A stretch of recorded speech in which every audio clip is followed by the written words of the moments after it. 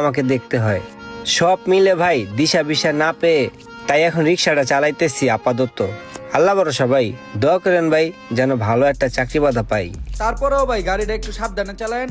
এখনকার রিক্সাওয়ালারা যেমন রিক্সা চালায়, রিক্সা তো চালায় না, প্লেন চালায়। গাড়ি ঘোড়া মানুষ সব উড়ালায়।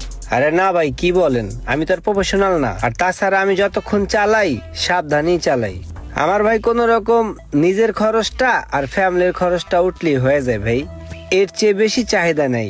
আর উড়াদুরা রিক্সা চালাই একজনে মাইরা দিমু, একটা মানুষের ক্ষতি করমু ভাই, ওইরকম চিন্তা নিয়ে ভাই রিক্সা চালাইতে আসি নাই। দোয়া করেন যেন আরো সাবধানে চালাইতে পারি। ঠিক আছে ভাই, দোয়া করি।